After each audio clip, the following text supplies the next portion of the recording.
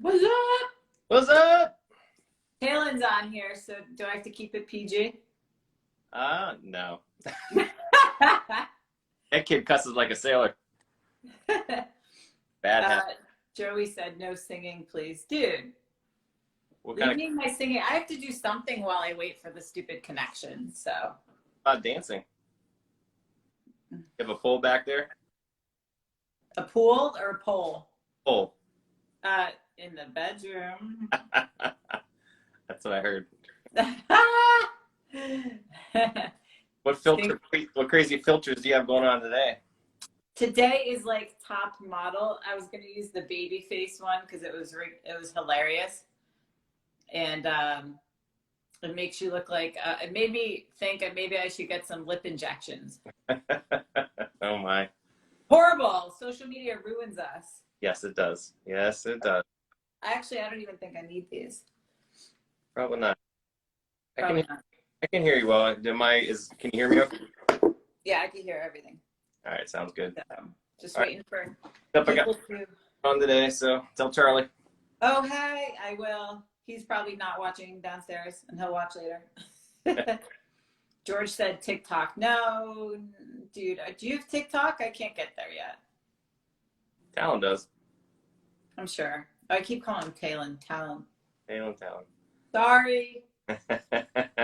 Oh, all right, guys. We've got a very fun topic. So it's funny because there's a bunch of people that understand that estrogen for men is extremely important. And then there's a whole group of, I guess I can call them haters, that are very stuck on the old research and think that blocking estrogen and everything is the way to go for men. Right. And, what's interesting is a lot of my clients who I do consults with and everything, as soon as they write down, what some of their symptoms are, and a lot of men, as we discussed, have dealt with erectile issues and everything. And a lot of the times I scroll down into the medication list, there's an estrogen blocker. So there's a big coincidence there. And, I guess the way that I will start this is to describe the basics for you guys. So, when you go to get your blood drawn, you may or may not get estrogen drawn, and that estrogen number is usually not a very accurate one for men. You know the difference with the sensitive and all that. But a lot of doctors now don't even test it because it doesn't really even matter for them, because a lot of doctors who see estrogen flagged high on paper, which it's going to be if someone's on TRT, automatically they give them an estrogen blocker. And we know that that's probably not the most ideal thing for them to do. And a lot of these guys leave TRT clinics and all that with estrogen blockers in hand, and maybe HCG also. And so they're not sure what's doing what. Right. Yep. So in your opinion, I want to bring it down to basics. Why do you think the mainstream medical world is still prescribing things like estrogen blockers when we know that it really does not matter for men, especially on TRT? Yeah, I'll try to compress it. It's like an hour later. Truthfully, and it's everywhere too, right? And there's something called confirmation bias, where you learn something and then you have a very hard time unlearning it when you get new information. And medical communities notoriously slow at adopting that, but it's also bad in that way in kind of the fitness industry, right? You think of like all the bro science from the bodybuilder days. They were doing all this crazy stuff, massive doses of testosterone and estrogen blockers, and same thing. They just kind of get in there. Oh, well, so and so did, and then it's a hard habit to break. It's the same thing in the medical community. We learned X, and then later on, it's a slow moving ship. So sometimes when you have a couple studies or anecdotes showing this, even if you get 10 more studies showing the opposite, it's a hard time for your brain to unlearn that. It's just, like I said, it's called confirmation bias, and some people have a very difficult time with it. I mean, look at the whole debacle back in the 80s and 90s with low fat, right? We thought low fat that's the way to fix it. Well, obviously now we know that was a big mistake, and fat is good, and all the low fat led to all this increase in processed foods and simple, simple sugars and all this crap that processed seed oils, and then we got fatter, right? And more metabolically unhealthy. And it took what, 10, 20, 30 years to right that ship, So it's the same thing with estrogen blockers. I think a lot of, especially when it's traditional docs who don't really dig in deep into the hormonal optimization space, they just don't know the current literature, quite frankly. I mean, I didn't know it either until I really did all my training and certifications and have been reading my butt off and studying and talking to doctors and reading studies. It takes time. I didn't know it either. So we're all guilty of it.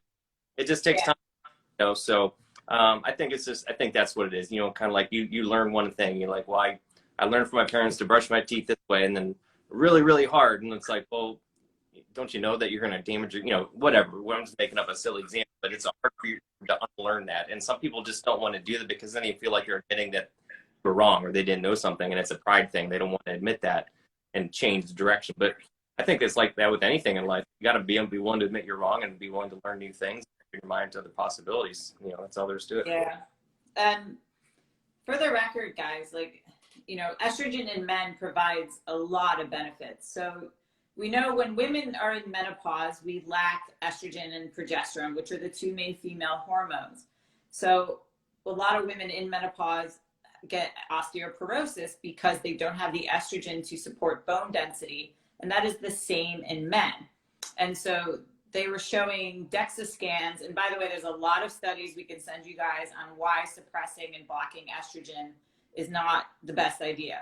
And the DEXA scans in these men were showing how their bone density was going down and how it was so detrimental to their health that it was a big eye opener for the medical community to realize, like, wow, this is serious. This is really affecting men. But not only that, it's neuroprotective, it's cardioprotective. It actually helps men with insulin sensitivity. It helps them manage visceral fat, libido as well. So, if you drive your estrogen down too low, we know that can be a source of erectile issues as well. And I do think a lot of it came from the bodybuilding community where, guys are on massive doses of testosterone in addition to other synthetic anabolics. Right. But testosterone replacement is completely safe. But if you go in super physiological doses combined with other things that were made in people's basements, then yes, you could have some cardiovascular issues. But also, if you're driving your estrogen into the ground, that's going to be a problem. And do you think that's why a lot of the bodybuilders have died from cardiac events, is because they've driven their estrogen down through the floor? Absolutely. We've seen it more and more in the last couple of years, and I think that has a lot to do with it. Like Ali said, there's dozens of studies that have proven this, over and over again, that, men need estrogen too. You check an estradiol levels in someone in their 20s, and it's probably well over 70, 70 to 100. And you don't really get any benefits until you get up in that high number. And there's no benefits. It's kind of like testosterone women. It got a bad rap because they did some studies that showed an association. Well, association doesn't mean causation. In other words, it was kind of an innocent bystander. They sample a bunch of men which were overweight, and they found at baseline they had a high estrogen level, and they found out later they had a higher risk of all these things. Well, it wasn't because of the estrogen. It was because of their fat, all their visceral fat they had. They were unhealthy to begin with. They were insulin resistant. They had all this fat tissue that was inflammatory. They were not living a healthy lifestyle. And the estrogen was, because of that, the wrong kind of estrogen, probably estrone and estradiol and all these things. So it was an innocent bystander. So it was the underlying metabolic issue that was the issue. Now, if you actually take a study, and that's where people get it in their head, same with testosterone with women. Now, if you actually take a study where they put guys on, and they've done this, where they put guys on testosterone, then they put healthy guys on testosterone and an estrogen blocker. Let's do an actual intervention study where you give them a medicine and see what happens. Well, every single one of them has shown benefit with keeping estrogen high. Better mass, better cognitive function, better muscle mass, better libido. And the guys they blocked it, clearly they all did poorly. They increased fat, they increased visceral fat, they decreased libido, they had decreased erections. Their orgasms were less. So hey, if you want to have those orgasms, I know that's terrible to deal with. If you want to kind of take the edge off that, it's not very fun. Go ahead and take your estrogen blockers. I don't care. If you want to get a limp dick, go ahead and take it. Because all these studies have clearly shown when you do an intervention that it's terrible. They their bones get more prone to osteoporosis, more fat, more metabolic, and become insulin resistant. which is going to predispose you to diabetes. So if you don't want to get diabetes, you got to do everything you can to maintain insulin sensitivity. And then testosterone and estrogen, those are two ways to do it. So they thought, again, this is all for women, but the effects that we're getting from testosterone, as they dice it out in the studies, a lot of these were coming, actually the benefits were coming from estrogen, like increasing lean body mass, decreasing fat, increasing libido and erections was actually the benefit from the estrogen, not the testosterone. Now, the estrogen came from the testosterone because when you supplement, you optimize someone with testosterone, some of that gets converted into estrogen, but that's a good thing. When your level, people are worried about, oh, my level is going to get high, I'm going to get fat, I'm going to get gyno and all this. It just doesn't happen. It just doesn't happen. No, and like, a lot of these guys, they throw around terms like estrogenic side effects or the side effects of estrogen. And that, would you agree, just comes mainly from poor management of somebody's protocol? So they're probably on too much, too little testosterone, or it's the frequency of injections that they're on. I see that a lot with guys. I mean, not my favorite, but I've had other people who've come to me, and yeah, when they bump up their dose, or like you said, going really, really high, guys are bad at like, well, some is good, so more is better, right? Well, all of a sudden now they're retaining all this water, and they think, oh, it must be my estrogen, bro. And it's no, not. I did a whole Instagram, YouTube video, 3-part series on testosterone and water retention, why that happens. It's not the estrogen. That's the bottom line. So, gyno, that's a true gyno is a genetic thing. It's actual tissue that causes discomfort. When guys say they're getting, boobies or bitch tits, well, that's fat. It's called fat. It's called insulin resistance. It's not. It's insulin resistance, and you got some subcutaneous fat there. That's what that's from. So, yeah, the whole estrogen effect thing doesn't happen. Now, anything's possible. Can you get that rare guy who's very sensitive to estradiol and it gets a little high? He has maybe some symptoms. I guess that could happen. I've never seen that. But again, it's usually from the testosterone, from the water retention, and the fact that they're probably medically unhealthy or they're on a bad protocol, all the above.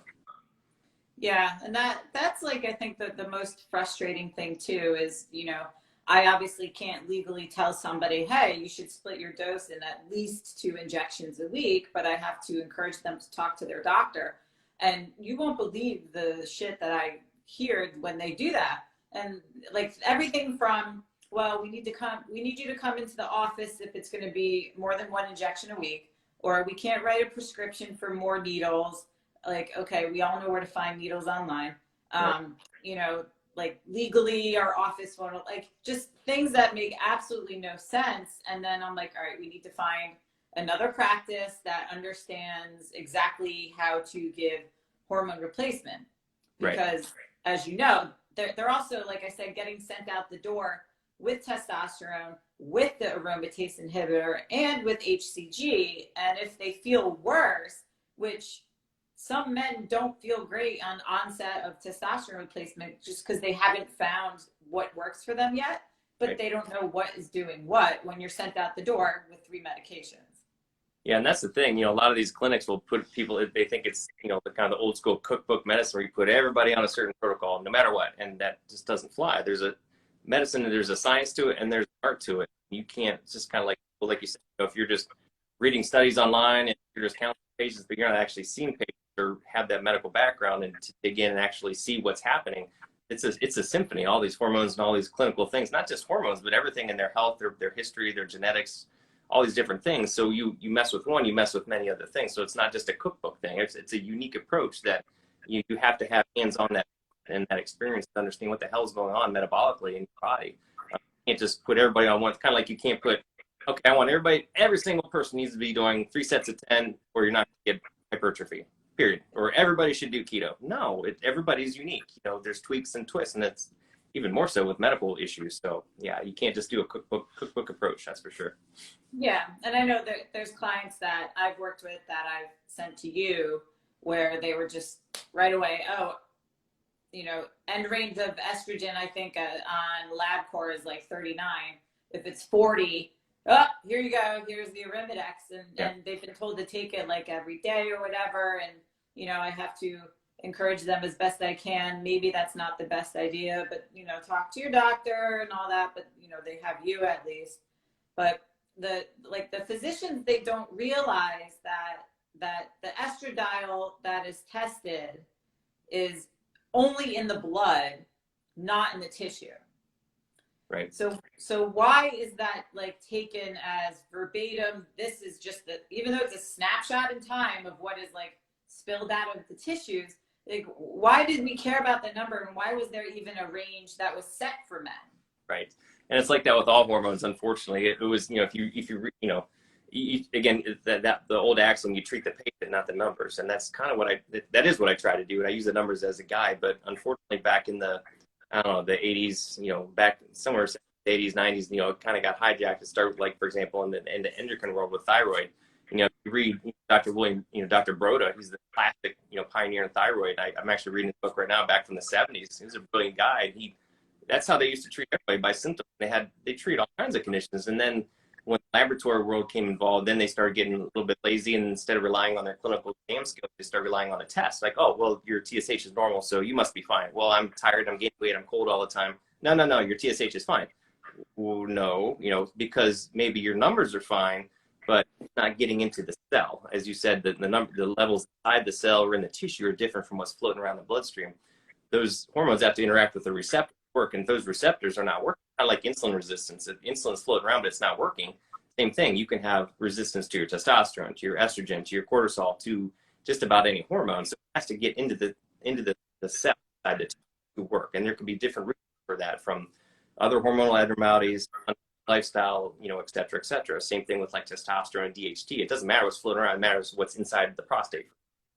So the numbers, use them as a rough guide, but you have to treat, one guy at level of 500 feels awesome, another guy feels like total crap, and there's a reason for that, and there's many nuances to it. So it doesn't matter. And as you mentioned earlier, there's for men, it's even better to do an ultra sensitive estradiol test, which will really give you a more accurate number. I don't always get that, honestly, because I'm really treating the patient. A lot of my colleagues, they don't even check estradiol on the. Yeah, like it's not, I mean, because then you have nothing, because then it's not that there's like that nocebo effect where guys are hearing, oh, estrogen's bad, and then they see it in the red on their labs. They're going to think and then manifest some sort of side effect that they think is coming from too much estrogen, or claim they need to block it because they feel more moody, when it's really just a mismanagement of their actual dosage of testosterone. Correct. So it's not like, you take one aspirin, you pretty much probably will feel fine, and like anybody else who takes one aspirin. But with hormones, it's like you said, everybody's unique. So again, somebody may need 100 milligrams of test a week. Somebody might need 200. Like, everyone is different. So as test goes up, your estrogen is also going to go up, but that is necessary. And that is what we want to happen, because that process gets completely cut when you go on an exogenous testosterone. Exactly. So. Not to say I'll never, ever prescribe an anastrozole. I have one patient, who I occasionally, once a year, he actually has true gyno, where he gets a surgical scar and a lump, and it's painful. Right. And it's a very low dose for like 2 weeks and done. And, there's other things that, for example, if someone does have an issue, I can put them on zinc. A healthy dose of zinc. It's a natural aromatase inhibitor, which has numerous health benefits without all the side effects of an anastrozole.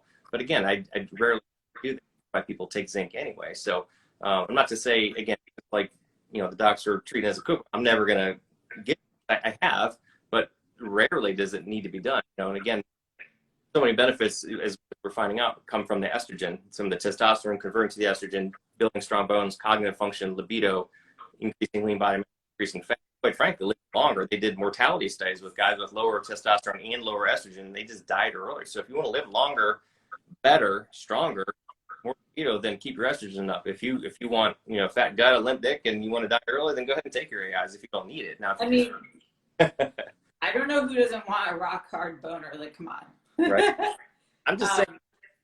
Just saying, I mean, so if somebody's not a patient of yours and they come to you, or what would your recommendation be for somebody who says, well, my doctor prescribed me, Arimidex. Do they just not need it, go off of it because more than likely they probably don't need it? Or what would you say they should ask their physician? Like somebody who has absolutely zero symptoms of anything and they're being strictly given that based off the paper. Yeah, well, I mean, I would spend a little time with them, ask them, like, do you have any symptoms? Tell me about your health, tell me about your family history. I'd run down the list of symptoms, all their medical history, etc., what they're taking, what, et cetera, and spend a little time. And more than likely, I'll find that they probably, and again, if they're fine, like anything, if you're taking, 5 medicines for blood pressure and diabetes, you probably don't need half those, especially if you lost weight, improve. So we could probably cut that out. And again, when you have 5 different medications and you're throwing them all out there, you don't know what's working, what's not. So I like the KISS approach, keep it as simple as possible. Start with just 1 or 2 things, see what works, make an adjustment, and then you can always layer on other things. Now, some people, I will have to add multiple things at once. Someone needs testosterone and thyroid and all these things, and sometimes you have to, but again, kind of low and slow, start low and go, work your way up. But most of the time I'll find after taking a good history and, talking to them, I'll find that they were just giving it like, well, you don't need it. Stop it, But if someone's not your patient and somebody listening, like their doctor has them on that, how would they approach their doctor about going off of it? Yeah, I guess I would just have them ask them, say, hey doc, why am I on this? Why do you think I need this? And what do you think would happen if I stopped? And, again, go back to your goals, like why they went there in the first place. What were their goals that they went? Are those goals being met? If they are, great. If not, or they're not sure, or they're not getting a good answer, then they probably need a second opinion. Yeah. And that second opinion can be you. Yeah. Happy to do it. Yeah, it's amazing how many people, like with trainers or hairstylists, that we get emotionally attached to the person that's in charge of, our appearance or our health. But that, it's like a relationship. If the time has run out where it's benefiting each party, then it could be time to move on. And I, encourage people often that if, you feel like you're being treated like a piece of paper, you're asymptomatic to a lot of stuff, and you're just being given medications without an explanation or reasons why, we can provide you with the studies to bring to your doctor, and then you can move on safely if they're resistant against it. Just like anybody who doesn't have an open mind in normal life or fails to communicate effectively. So absolutely. I mean, I see it all the time in patients, not just hormones. People are on, I'm on this medicine for cholesterol. Well, why? Oh, I don't know. Yeah.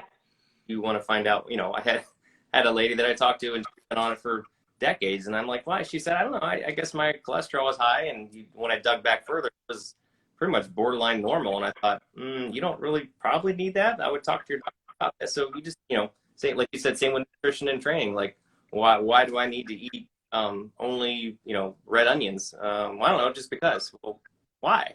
Ask those questions, dig a little bit, Yeah, it's people have to be advocates for themselves, and we can help. And like, I feel like my job is to kind of direct people to the people that know what to do.